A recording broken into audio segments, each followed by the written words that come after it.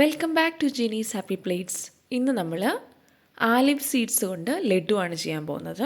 ഇതിന് ആലിവ് seeds, Haleem seeds അല്ലെങ്കിൽ ആശാളി വിത്ത് എന്നൊക്കെ പറയും. അപ്പോൾ നമുക്ക് ഇതുകൊണ്ട് വളരെ ടേസ്റ്റി ആയിട്ടുള്ള ലഡു എങ്ങനെയാണ് ചെയ്യാൻ പറ്റുന്നതെന്ന് നോക്കാം. ആദ്യം തന്നെ നമ്മൾ 1/2 കപ്പ് ആലിവ് സീഡ്സ് അല്ലെങ്കിൽ ഹലീം സീഡ്സ് സോക്ക് ചെയ്യാൻ വേണ്ടി വെക്കുകയാണ്. ഇത് വളരെ ന്യൂട്രീഷ്യസ് ആയിട്ടുള്ളൊരു സീഡാണ്. ഇത് ന്യൂ മോംസിനും അതുപോലെ വൈറ്റമിൻ ഡെഫിഷ്യൻസി ഉള്ളവർക്കൊക്കെ കഴിക്കാൻ പറ്റുന്നതാണ്. Iron, calcium, vitamin A, vitamin C, vitamin E ഇതുകൊണ്ടൊക്കെ വളരെ സമ്പൂർണ്ണമാണ് നമ്മുടെ ഹാലിം സീഡ്സ്. ഇതിലേക്ക് 1 കപ്പ് വെള്ളം ചേർത്ത് നമുക്ക് സോക്ക് ചെയ്യാൻ വേണ്ടി വെക്കാം. 1/2 കപ്പ് ഹാലിം സീഡ്സിന് 1 കപ്പ് വെള്ളമാണ് ഞാൻ ചേർത്തിരിക്കുന്നത്. ഇത് സോക്ക് ചെയ്യാൻ 1 മണിക്കൂർ നമുക്ക് മാറ്റിവെക്കാം. അതിനുശേഷം നമുക്ക് ലഡു ഉണ്ടാക്കാം. ഇവിടെ 1 മണിക്കൂർ ഞാൻ സോക്ക് ചെയ്തതിന് ശേഷമാണിത്. കണ്ടില്ലേ, ചിയ സീഡ്സ് പോലൊക്കെ ഇത് സോക്ക് ചെയ്യുമ്പോൾ നല്ലപോലെ വീർത്ത് വരും. ഞാനിവിടെ 20 ലഡു ഉണ്ടാക്കുന്ന ഒരു ചെറിയ ക്വാണ്ടിറ്റിയാണ് കാണിക്കുന്നത്. കൂടുതൽ താല്പര്യമുള്ളവർക്ക് ഇതിൻ്റെ ഡബിൾ ക്വാണ്ടിറ്റി വെച്ചിട്ട് ട്രൈ ചെയ്യാവുന്നതാണ്. അപ്പോൾ നമുക്കിനി ലഡു ഉണ്ടാക്കിയെടുക്കാം. അതിനുവേണ്ടി ഒരു കടായി എടുക്കാം. കടായിലേക്ക് ഞാൻ 3/4 കപ്പ് ശർക്കരയാണ് ചേർത്ത് കൊടുത്തിരിക്കുന്നത്. ശർക്കര മെൽറ്റാകാൻ വേണ്ടി മാത്രമുള്ള 2 ടേബിൾ സ്പൂൺ വെള്ളം കൂടെ നമുക്ക് ചേർത്ത് കൊടുക്കാം. ഇനി ഇത് നന്നായിട്ട് മെൽറ്റാക്കിയെടുക്കാം. മുൻപ് ഞാൻ ചെയ്തിട്ടുള്ള അരിയുണ്ടയിലും എള്ളുണ്ടയിലും ഒക്കെ പാനിയുടെ ഒരു കണക്ക് ഞാൻ പറയുന്നുണ്ട്.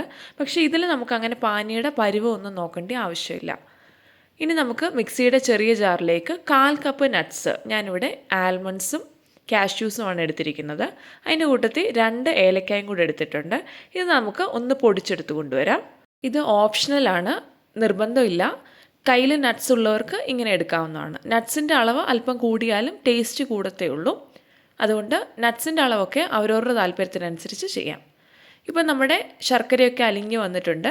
ഇനി അതിലേക്ക് 1 കപ്പ് ചിരകിയ തേങ്ങ ചേർത്ത് കൊടുക്കാം. ഞാനിവിടെ ഫ്രഷായിട്ട് ചിരകിയ തേങ്ങ ആയതുകൊണ്ടാണ് ഇപ്പോൾ ചേർത്ത് കൊടുക്കുന്നത്. അതല്ല ഡെസിക്കേറ്റഡ് കോക്കനട്ട്, അതായത് ഉണങ്ങിയ തേങ്ങയാണ് ചേർക്കുന്നതെങ്കിൽ അവസാനം ചേർത്ത് കൊടുത്താലും മതി. ഇപ്പം നമ്മൾ ഇങ്ങനെ ഇളക്കി കൊടുത്ത് ഇതിൻ്റെ ജലാംശമെല്ലാം വറ്റിച്ചെടുക്കണം. നമ്മൾ മുൻപ് സോക്ക് ചെയ്ത് വെച്ച ആലിവ് സീഡ്സും കൂടെ ഇതേ സമയം തന്നെ ചേർത്ത് കൊടുക്കാം. ആലിവ് സീഡ്സിലും വെള്ളത്തിൻ്റെ അംശമുണ്ട്. അപ്പോൾ ഇതെല്ലാം നമുക്ക് നന്നായിട്ടൊന്ന് വറ്റിച്ചെടുക്കണം. ആലിവ് സീഡ്സും ചേർത്ത് നമുക്ക് നന്നായിട്ടൊന്ന് ഇളക്കിയെടുക്കാം. ഈ ലഡു ഉണ്ടാക്കുമ്പോൾ നമുക്ക് പാനിയുടെ അളവൊന്നും കൃത്യമായിട്ട് നോക്കേണ്ട ആവശ്യമില്ല. കാരണം ഇത് വളരെ സോഫ്റ്റ് ആയിട്ടുള്ളൊരു ലഡുവാണ്. അഥവാ ശർക്കര അല്പം കൂടെ കൂടുതൽ മൂപ്പിച്ച് പോയാൽ തന്നെ ഇത് കട്ടിയുള്ളൊരു ലഡുവായി മാറത്തില്ല, വളരെ സോഫ്റ്റ് ആയിരിക്കും. നമുക്ക് ഇനി 1 ടീസ്പൂൺ നെയ്യും കൂടി ഇതിലേക്ക് ചേർത്ത് കൊടുക്കാം. ഇതിൻ്റെ ജലാംശമൊക്കെ ഏകദേശം വറ്റി വന്നിട്ടുണ്ട്. അതിനുശേഷമാണ് നമ്മൾ നെയ്യ് ചേർത്ത് കൊടുത്തിരിക്കുന്നത്. നെയ്യും കൂടെ ചേർത്ത് നന്നായിട്ടൊന്ന് ഇളക്കിയെടുക്കുക.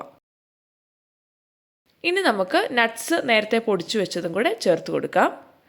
മുൻപ് പറഞ്ഞതുപോലെ നട്ട്സിൻ്റെ അളവൊക്കെ അവരവരുടെ താല്പര്യത്തിനനുസരിച്ച് ചേർത്ത് കൊടുക്കാവുന്നതാണ്. ഇങ്ങനെ പൊടിക്കണമെന്നുമില്ല, ചെറിയ കഷ്ണങ്ങളായിട്ട് ചോപ്പ് ചെയ്തെടുത്താലും മതി. ഇതുപോലെ നമ്മൾ ഇളക്കുമ്പോൾ പാത്രത്തിലൊന്നും ഒട്ടിപ്പിടിക്കാതെ വരികയാണെങ്കിൽ നമ്മുടെ വാട്ടർ കണ്ടൻറ്റൊക്കെ നന്നായിട്ട് കുറഞ്ഞിട്ടുണ്ട്. ഇനി നമുക്ക് ഇതിൻ്റെ ചൂട് ചെറുതായിട്ട് ആറിയതിന് ശേഷം ചെറിയ ബോളുകളായിട്ട് ഉരുട്ടിയെടുക്കാം. ഇപ്പോൾ ഇവിടെ ചൂടൊക്കെ ആറിയിട്ടുണ്ട്. നമുക്ക് ചെറിയ ബോളുകളായിട്ട് ഇത് ഉരുട്ടിയെടുക്കാം. ഞാൻ മുൻപ് പറഞ്ഞതുപോലെ ഇത് വളരെ സോഫ്റ്റായിട്ടുള്ളൊരു ലഡുവാണ്.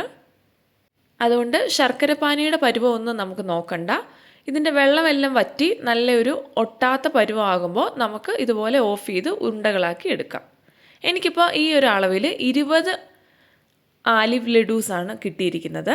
അപ്പോൾ ഇത് വളരെ ടേസ്റ്റിയും വളരെ ഹെൽത്തിയുമായിട്ടുള്ളൊരു ലഡുവാണ്. അപ്പം നമുക്ക് ഇനി ഒരു ലഡു ഒന്ന് മുറിച്ച് നോക്കാം. ഞാൻ മുൻപ് പറഞ്ഞതുപോലെ ഇത് വളരെ സോഫ്റ്റ് ആയിട്ടുള്ളൊരു ലഡുവാണ്. കണ്ടില്ലേ, നമുക്ക് തൊടുമ്പം തന്നെ ഇത് സോഫ്റ്റായിട്ട് മുറിഞ്ഞു വരും. അപ്പോൾ എല്ലാവരും ട്രൈ ചെയ്ത് നോക്കുക, എല്ലാവർക്കും ഇഷ്ടമാകും. താങ്ക്